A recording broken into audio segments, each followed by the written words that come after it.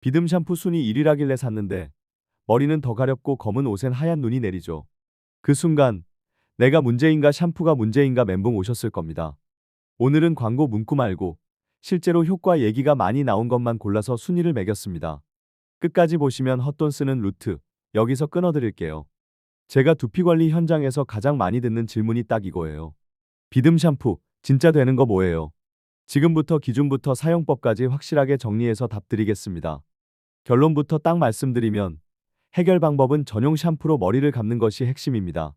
샴푸를 아무거나 쓰면 두피는 계속 같은 자리에서 맴돌고 비듬은 잠깐 잠잠했다가 다시 폭발하거든요. 그래서 오늘은 이 내용과 관련된 샴푸 5개를 비교 분석해 드리겠습니다. 성분, 사용감, 후기에서 반복되는 체감 포인트까지 제가 두피 관리자 시선으로 쫙 정리해 드릴게요. 그 중에서 비교 중 첫 번째로 SQ제약 샴푸를 먼저 다루겠습니다. 그리고 지금부터는 SQ제약 두픽 샴푸를 아주 자세히 설명드릴게요. 일단 솔직하게 단점부터요. 가격이요. 다른 제품들보다 체감상 3,000원에서 5,000원 정도 더 나가는 느낌이 있습니다. 비듬 때문에 이미 스트레스인데 지갑까지 아프면 더 억울하잖아요. 그런데도 이 제품이 계속 언급되는 이유가 있습니다. 자료 기준으로 소비자연구협회가 주관한 소비자 만족도 대상 수상을 했다는 점이 꽤 크게 보였습니다. 이런 타이틀이 무조건 정답은 아니지만 적어도 써본 사람들의 누적 평가가 어느 정도 쌓였다는 신호로는 참고할 만하죠. 그리고 또 하나, 제약회사에서 만든 제품이라는 점이 주는 심리적 안정감이 있습니다. 두피가 예민한 분들은 부작용이나 자극을 특히 무서워하시는데 제약사 제품이면 상대적으로 안정성에 대한 불안이 조금 내려가는 편이거든요. 이건 인식 포인트이긴 하지만 구매 결정에서 꽤 중요합니다. 성분 쪽도 보겠습니다. 합성 착색료, 파라벤, 실리콘 오일 같은 특정 화학 성분을 배제하고 자연 유래 추출물 기반으로 설계했다는 점이 특징으로 잡혀요. 예민한 두피는 작은 자극도 티가 나니까 이런 설계 방향이 마음을 편하게 해줍니다. 사용감에서 제일 많이 나오는 단어가 시원하다입니다. EWG 1등급 멘톨을 넣어서 쿨링감이 확 올라오고 씻고 나면 두피 피로감이 풀리는 느낌을 받았다는 체감이 많아요. 특히 하루 종일 모자 쓰거나 땀나고 열 오르는 두피는 그 시원함이 꽤 위로가 됩니다. 또 약산성 샴푸라서 씻고 나서 너무 뽀드득하게 마르지 않는 쪽에 가깝습니다. 비듬이 있다고 해서 무조건 뽀득뽀득 말려버리면 오히려 건조함이 올라오면서 각질이 더 들뜨는 분들이 있어요. 약산성 쪽은 그런 건조함을 덜어주고 모발도 상대적으로 부드럽게 느껴지는 경우가 많습니다. 여기에 8종 추출물이 건조함 완화와 진정, 보호에 도움을 주는 쪽으로 들어가 있습니다.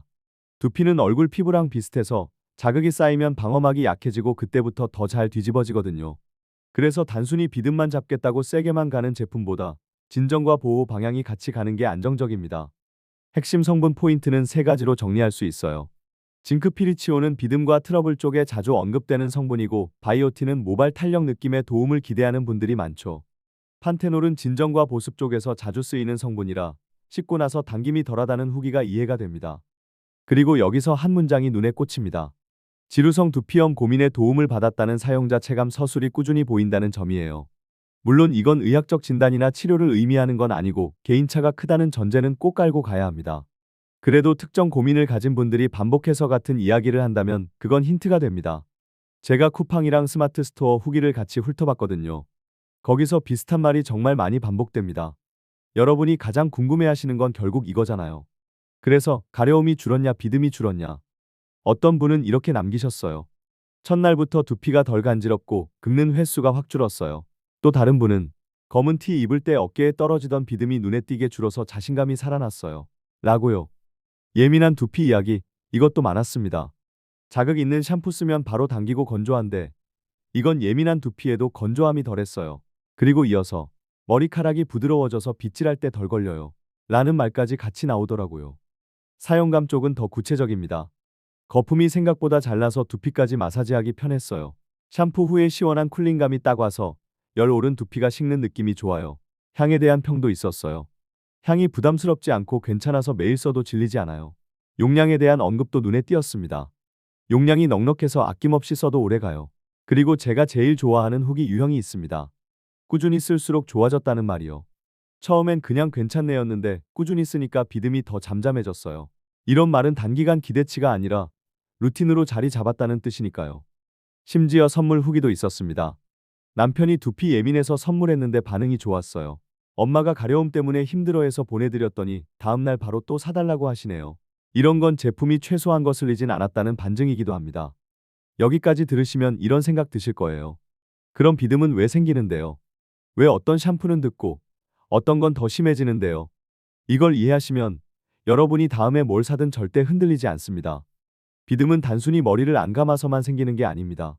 두피에 기름이 많아도 반대로 건조해도 생길 수 있어요. 쉽게 말하면 두피의 균형이 깨질 때 얇은 각질들이 한꺼번에 떨어져 나오면서 비듬처럼 보이는 겁니다. 여기에 가려움이 동반되면 사람을 미치게 만들죠. 가려우니까 극습니다. 손톱이 스치죠. 그 순간 두피는 작은 상처를 계속 받습니다. 상처가 나면 더 예민해지고, 더 빨개지고, 더 간지럽고, 더 긁고, 악순환이 아주 드라마틱하게 시작됩니다. 아침에 머리 감고 나왔는데, 오후에 회의실에서 무의식적으로 머리 만지다가 어깨에 하얀 가루가 떨어지는 그 순간. 그때부터 사람은 고개를 못 듭니다. 모자나 헬멧을 자주 쓰는 분들은 더 힘들어요. 땀과 열이 두피에 갇히면 두피는 숨을 못 쉬는 느낌이 들고 그 상태가 반복되면 더 쉽게 민감해집니다. 스타일링 제품을 쓰는 분들은 또 다른 함정이 있어요. 왁스나 스프레이 잔여물이 두피 근처에 남으면 씻어도 씻은 것 같지 않은 찝찝함이 이어지고 그 위에 각질이 더 달라붙는 느낌이 생길 수 있습니다. 그래서 전용 샴푸가 핵심이라는 말을 다시 강조드리는 겁니다. 전용 샴푸는 그 깨진 균형을 다시 맞추는 데 초점이 있어요. 비듬은 단순히 씻어서 떨어뜨리는 문제가 아니라 두피가 덜 흥분하게 만들어야 줄어드는 문제에 가깝거든요. 다만 여기서 오해가 많습니다. 전용 샴푸를 사면 끝이다. 아닙니다. 같은 샴푸라도 어떻게 감느냐에 따라 결과가 완전히 달라집니다. 저는 두피 관리할 때 샴푸법부터 다시 잡아드립니다. 오늘은 그 루틴을 그대로 알려드릴게요. 먼저 물 온도부터요. 뜨거운 물로 시원하게 씻으면 기분은 좋은데 두피는 금방 건조해질 수 있습니다. 미지근한 물로 충분히 적셔주시는 게 좋아요. 두피까지 물이 스며들어야 샴푸가 덜 자극적으로 작동합니다. 샴푸는 머리카락이 아니라 두피 중심입니다. 손바닥에 충분히 거품을 내고 손끝으로 두피를 부드럽게 문질러 주세요. 손톱은 절대 금지입니다. 손톱으로 긁으면 그 순간은 시원해도 다음날 더 가렵습니다. 손톱을 쓰고 싶을 때는 손가락 지문으로 톡톡 누르듯이 마사지하듯이 바꾸셔야 합니다. 헹굼은 생각보다 더 길게 하셔야 합니다. 거품이 다 없어졌다고 끝내면 두피에 미세한 잔여감이 남을 수 있어요. 특히 귀 뒤, 목덜미 라인, 정수리 소용돌이 부분. 이 세 군데는 꼭 한 번 더 물로 쓸어내려 주세요. 비듬이 자주 생기는 분들은 헹굼 시간이 결과를 좌우합니다. 샴푸 빈도는 개인차가 큽니다. 매일 감아야 편한 분도 있고 하루 건너가 더 안정적인 분도 있어요. 중요한 건 두피가 기름으로 눌리거나 반대로 너무 바짝 말라서 당기지 않게 균형을 찾는 겁니다.